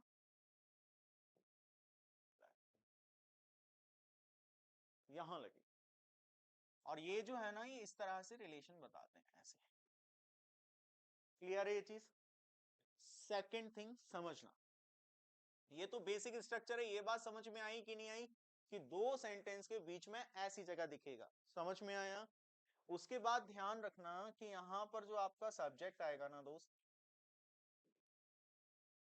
यहां आएगा आपका सब्जेक्ट, यहां आएगी आपकी हेल्पिंग वर्ब, यहां आएगी आपकी मेन वर्ब, यहां आएगा आपका ऑब्जेक्ट। फिर से यहां हो सकता है आपका सब्जेक्ट आए, फिर हेल्पिंग वर्ब आए, मेन वर्ब आए और ऑब्जेक्ट आए। या दूसरी कंडीशन बेटा ऐसी भी हो सकती है कि आपकी डायरेक्टली यहां पर कौन आ जाए, हेल्पिंग वर्ब या तो मेन वर्ब या फिर। अच्छा ये किसकी तरह काम करता है ये मैंने लिखवाया नहीं, लेकिन it works as a conjunction. ये कंजंक्शन की तरह काम करता है लेकिन कंजंक्शन नहीं है। कंजंक्शन क्या काम करते हैं, दो चीजों को जोड़ने का काम। एग्जैक्टली दो सेंटेंसेस को जोड़ने का काम ही कर रहे हैं, लेकिन कंजंक्शन आगे भी आते हैं और बीच में भी आते हैं और दो भी होते हैं, लेकिन ये केवल बीच में आता है, दो वाक्यों के बीच में। क्लियर है? तो ऐसा छोड़ दो। अब मैं क्या बताना चाह रहा हूं, उतना इंपॉर्टेंट चीज है उसको समझना। कहाँ गया रबर? देखो। ठीक है। ये जो हु विच और दैट है ना, ये हमेशा किसके हिसाब से लगती है दोस्त, इसके हिसाब से। हमेशा ध्यान रखना, जो हु विच और दैट लगेगा वो किसके हिसाब से लगेगा, आपके सब्जेक्ट के हिसाब से। क्लियर है ये चीज? वैसे जो दैट है ना इसकी कुछ अलग कंडीशंस हैं, बताऊंगा। लेकिन relative pronoun always use according to the subject of first sentence. पहले वाक्य के सब्जेक्ट के अनुसार लगता है। मान लीजिए यहाँ सब्जेक्ट में किसी लड़के का नाम है, किसी लड़की का नाम है, या किसी अपने पर्सन की किसी का नाम है, या कोई पर्सन है, तो यहाँ क्या आएगा, हु आ जाएगा। लेकिन यहाँ नॉन लिविंग थिंग या नेचर से संबंधित है, कुछ भी आ जाए तो आ जाएगा विच। दैट की कुछ कंडीशन है वो मैं आपको बताने वाला हूँ। क्लियर है? तो रिलेटिव प्रोनाउन हमेशा किसको देखकर लगाओगे? जो सब्जेक्ट है आगे वाले सेंटेंस का, उसके हिसाब से। क्लियर है? उसके बाद ध्यान दीजिएगा ना, मैंने आपको हमेशा बताया कि सब्जेक्ट के हिसाब से क्या लगती है? Helping verb. सब्जेक्ट के हिसाब से क्या लगती है? Main verb. बाकी की चीजें भी सब्जेक्ट के हिसाब से, है ना? जो आपकी यहां की हेल्पिंग वर्ब होगी ना, वही हेल्पिंग वर्ब आपकी यहां होनी चाहिए। इज की बात नहीं कर रहा हूं। अगर यहां सिंगुलर है ना, यहां, तो यहां भी सिंगुलर होगी, लेकिन लेकिन लेकिन समझना इस चीज को, अगर यहां सब्जेक्ट आ जाएगा तो फिर हेल्पिंग वर्ब इसके हिसाब से लगाना, मेन वर्ब भी इसके हिसाब से। लेकिन रिलेटिव प्रोनाउन के बाद सब्जेक्ट नहीं आया, तब जाकर क्या करना? इस हेल्पिंग वर्ब के हिसाब से इसे लगाना। अगर ये सिंगुलर है तो ये भी सिंगुलर। मान लो यहां आया इज और यहां आ गया हैव, तो ये गलत है। एरर पार्ट क्या होगा अपना? यहां हैव नहीं आना चाहिए, क्या आना चाहिए? लेकिन मान लो यहां इज है यहां, और यहां आए है, और आई के साथ तो यहाँ हैव आएगा, तो आप ऐसे मैच मत करना, यहाँ सिंगुलर है तो यहाँ आपने हैज कर दिया, ना ना ना, हैव सही है, वो किसके हिसाब से? यहाँ के सब्जेक्ट। क्लियर है ये चीज? समझ में आया? बहुत ही बारीकी मैंने आपको बताई इन चीजों में। ध्यान रखना, यहाँ की हेल्पिंग वर्ब इसके हिसाब से, यहाँ सब्जेक्ट आ गया तो इसके हिसाब से। लेकिन लेकिन अगर यहाँ पर सब्जेक्ट नहीं है तो हेल्पिंग वर्ब किसके हिसाब से लगेगी? इसके हिसाब से। डन है जी ये चीज? ठीक। ये लिख लिया है क्या? लिख लो।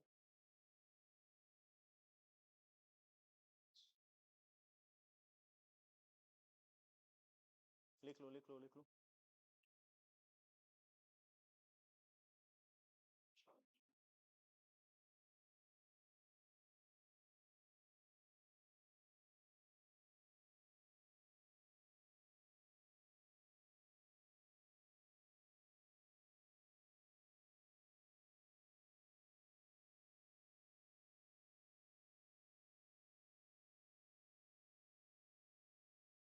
सब्जेक्ट के हिसाब से का मतलब है, ये सिंगुलर है तो ये भी सिंगुलर, फिर वो भी सिंगुलर, अगर ये प्लूरल है तो ये प्लूरल, वो भी प्लूरल, ये वाली प्लूरल।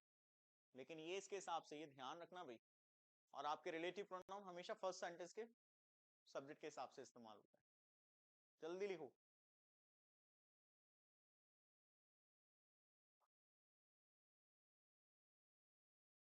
लिख लिया? चलो सभी ने भाई? ओके। अब अपन देखते हैं एग्जैक्टली कहाँ कहाँ कौन कौन सी चीजें, मेरे साथ साथ लिखना है सबको। लिखना है भैया। पहला, ये अभी स्ट्रक्चर ही चल रहा है। सब्जेक्ट, उसके बाद हेल्पिंग वर्ब, ये छोड़ते हैं हेल्पिंग वर्ब मेन वर्ब। अपन एक काम करते हैं, ऐसा पूरा सेंटेंस, ये हो गया अपना सेंटेंस वन, यहाँ आ गया अपना सेंटेंस टू, और यहाँ आएगा हु, और यहाँ हु कब आएगा? लिखते चलो लिखते चलो। यहाँ हु तब आएगा जब सब्जेक्ट में यहाँ पर आपके फर्स्ट कंडीशन बता रहा हूं मैं आपको, पर्सन होगा। अगर पर्सन होगा तब जाकर ये क्या आएगा, है ना? कंडीशन टू क्या कहती है? कंडीशन टू ये कहती है कि आपका लिखा हुआ है सब्जेक्ट, सब्जेक्ट के बाद ये आया, उसके बाद अगर आप बात करें तो यहाँ विच कब आएगा, और उसके बाद ये, तो यहाँ जो आएगा वो अपना रेस्ट ऑफ पर्सन, यानी व्यक्तियों को छोड़कर रेस्ट ऑफ पर्सन, जितनी भी निर्जीव चीजें, एनिमल वगैरह, जितनी भी सब चीजें, अगर वो ये चीजें, तो हमेशा ध्यान रखें ये आपका क्या है? क्लियर है ये चीज? ये साफ साफ मैं स्पष्ट अलग अलग बता रहा हूँ जिससे आपको चीजें समझ में आए।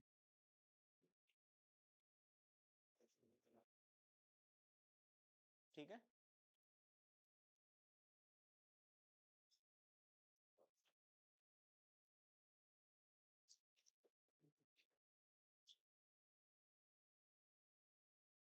हो गया? लिख लिया भाई सभी ने? हूं कब आएगा? जब यहाँ पर्सन होगा। विच कब आएगा? जब यहाँ रेस्ट ऑफ पर्सन यानी व्यक्तियों को छोड़कर सब चीज आ जाए। तीसरी चीज दैट कब आएगा? वो जरूरी है और एरर उसमें से आते हैं। तो ओके, बनाओ तीसरी कंडीशन। देखो तीसरी कंडीशन में पहला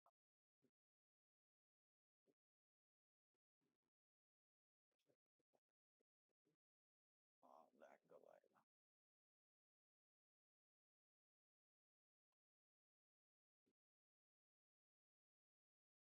दैट कब आएगा? जब ना यहां पर फर्स्ट सेंटेंस में ना आपको कहीं भी पूरे आगे से लेके पीछे तक एडजेक्टिव दिखाई दे।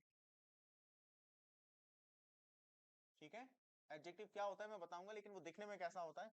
वो दिखने में बेटा ऐसा दिखेगा। दिखने में ऐसा होगा कि उसके लास्ट में ना EST दिखेगा, या आपको ना मोस्ट दिखेगा, मोस्ट वर्ड। क्लियर है उसके पीछे? अगर EST जैसे highest, tallest, longest, most beautiful, most intelligent, ऐसे वर्ड अगर आपको दिखाई दे, तब जाकर आपने क्या लगाना है भाई? दैट लगाना। This is the first condition. Sentence में आगे पीछे बीच में कहीं भी दिखे, वैसे वो दिखेगा कहाँ वो मुझे भी पता है, लेकिन आपको मैं अभी ये उलझाना नहीं चाह रहा हूँ। पूरे सेंटेंस में आपको आगे पीछे, फिर यहाँ पर व्यक्ति क्यों ना हो, कुछ भी हो, इंसान क्यों ना जाए, निर्जीव कुछ भी आ जाए, लेकिन अगर वो दिख गया या तो EST या तो मोस्ट, तो हमेशा ध्यान रखना फिर क्या लगेगा? दैट लगेगा। दूसरी चीज ध्यान रखें, बी, दूसरी चीज ध्यान रखिएगा, दैट कब आएगा? तो देखें दैट कब आएगा।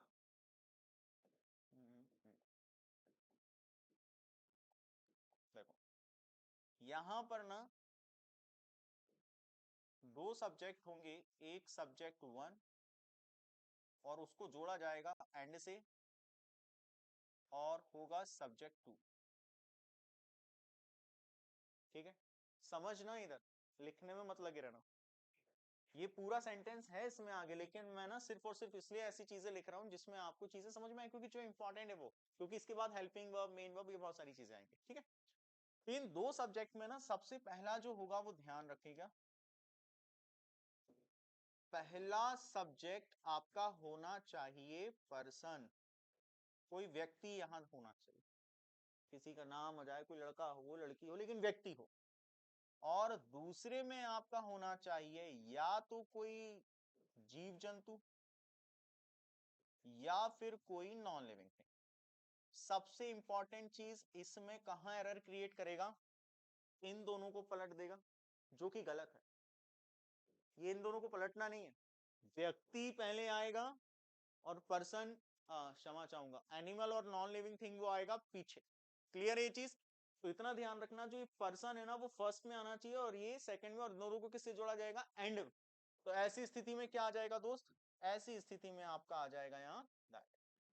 डन है? समझ में आया? एग्जाम्पल दूंगा, अभी चिंता नहीं करो, लिखो फटाफट। लिख लिया? इतनी जल्दी? मेरे से पहले ही लिख लेते हो क्या? लिखो लिखो, लिख लिया आपने? गजब हो यार।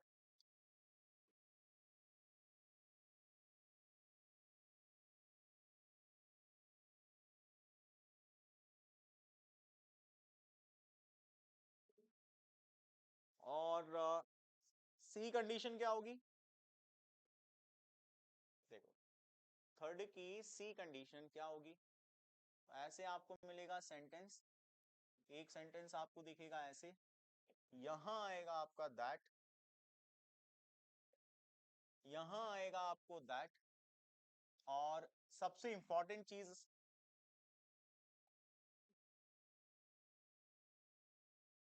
ठीक, यहां पर ना आपको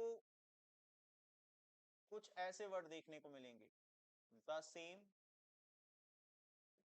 ओनली, लिखते चलो, फ्यू, लिटिल, सम, एवरी, ईदर, नीदर, है ना, इस तरीके के। और आपका इंडेफिनाइट प्रोनाउन, इंडेफिनाइट प्रोनाउन। अगर ये चीजें आपको दिखे ना तो यहां पर आप क्या लगाएंगे, दैट। और ये सभी शब्द आपके कहां आए, आगे पीछे बीच में कहीं भी यहां आए, तो हमेशा ध्यान रखिएगा आप क्या लगाएंगे, दैट। डन है भाई, जल्दी लिखो।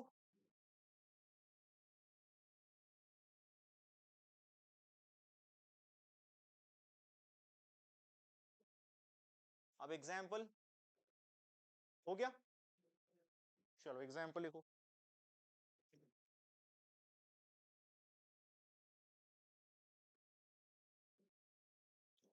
लिखे भाई, मेरे साथ साथ लिखना है ना, एक दो शब्द पीछे लिखना लेकिन। अब ये तो साथ ही में लिख लो, एग्जाम्पल। हम्म।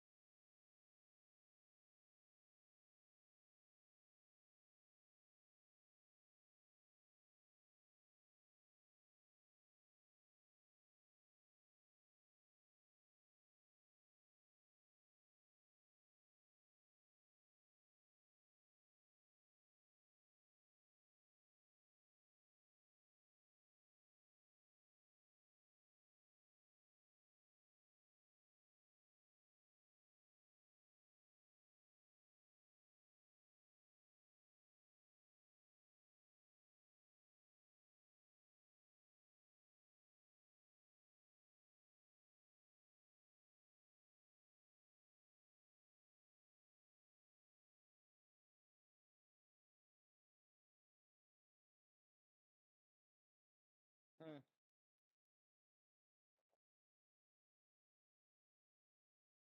कीजिए। Rahul is the boy that has stolen my purse. The book that I bought yesterday was interesting. The most Indian fusions which were solved.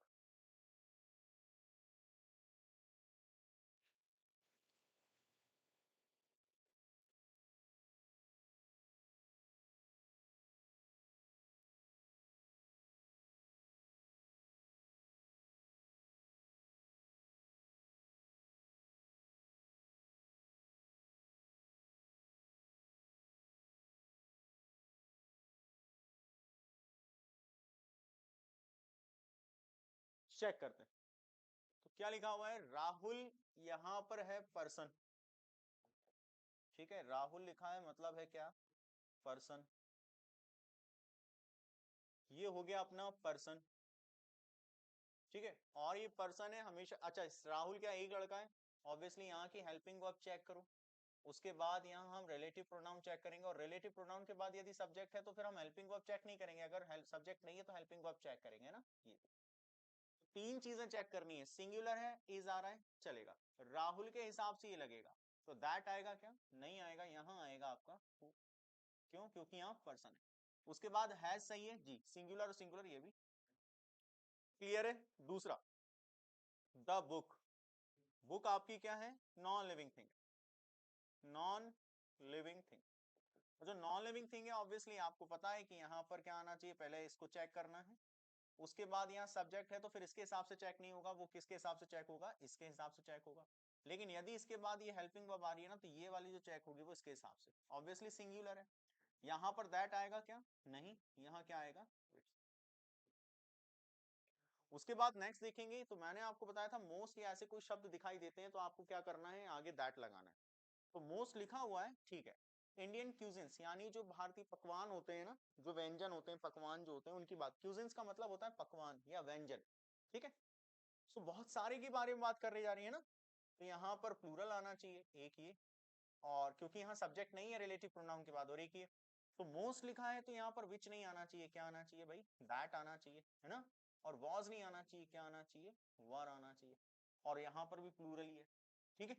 उसके बाद देखो यहाँ पर द योगा टीचर, ये हो गया अपना सब्जेक्ट वन, पहला पर्सन ही होना चाहिए। दूसरा हिज डॉग, ये हो गया सब्जेक्ट टू। अब इन दोनों को अगर आप बात करें तो यहाँ पर दैट आएगा, रीजन मैंने आपको बताया था, क्यों, क्योंकि यहाँ पर पहला पर्सन दूसरा एनिमल, और यहाँ आर बिल्कुल सही है दोस्त, रीजन क्योंकि ये दो है, अंडरस्टूड, और यहाँ पर भी आर है। तो इस तरीके से आपको एरर देखना है, क्लियर है। एक लास्ट और कर लो, इंटैरोगेटिव प्रोनाउन, तो चैप्टर क्लोज हो जाएगा। लिखो 9th नंबर का है नहीं, लिखो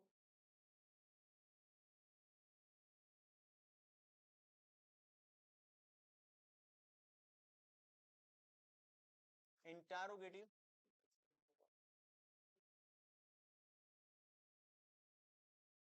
देखो क्या होते हैं ये प्रोनाउन और कौन से होते हैं दोस्त, लिखेंगे this pronoun is use to, this pronoun is used to, this pronoun is used to ask question, इस प्रोनाउन का उपयोग प्रश्न पूछने के लिए किया जाता है, इस प्रोनाउन का उपयोग प्रश्न पूछने के लिए किया जाता है, क्लियर है ये चीज।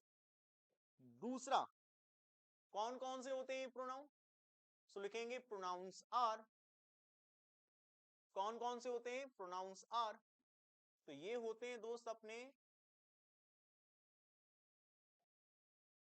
WH family words. ये प्रोनाउन कहां से आते हैं, WH फैमिली वर्ड से आते हैं। और ये जो WH फैमिली वर्ड्स हैं वो कौन कौन से होते हैं, अच्छा ये क्या कहलाते हैं, तो ऐसे शब्द जो किससे शुरू होते हैं, W से या H से। मान लीजिए जैसे what लिखते चलेंगे, where, when, इस तरीके से। और H से शुरू होने वाले how, how much, how many, how long, ऐसे। और इनका इस्तेमाल किया क्यों जाता है दोस्त, प्रश्न पूछने के लिए, क्लियर है। बहुत इजी है जो आप इस्तेमाल करते हैं। और लास्ट में ना इसका एग्जाम्पल है, इसमें से कोई एरर नहीं आता, लेकिन एग्जाम्पल जैसे कि लिखा हुआ है, कॉमन एग्जाम्पल है भाई, व्हाट इज योर नेम, ये सुना होगा यार, नहीं सुना तो तुम छोटे नहीं थे पहले, तुम डायरेक्ट बड़े नहीं हुए हो। तुमने जन्म लिया ही नहीं, तुम प्रकट हुए हो। रीजन है क्योंकि हर एक बड़ा हमसे ये छोटे में कहता था what is your name. Clear ये चीज। So what is the what pronoun है भाई, interrogative pronoun. So always keep in your mind interrogative pronoun always use to ask questions. So आज जो ये चैप्टर है भाई हो गया खत्म, प्यारा सा लिख देते हैं एंड। ठीक है, चैप्टर खत्म हुआ है। और कल जो है हम इसकी प्रैक्टिस शीट करेंगे और उसके आगे नया चैप्टर शुरू करेंगे। मुझे दीजिए इजाजत, अपना ख्याल रखेंगे। Thank you so much for being with me. जय हिंद, जय भारत। सभी को राम राम, शुक्रिया, धन्यवाद। जय श्री राम।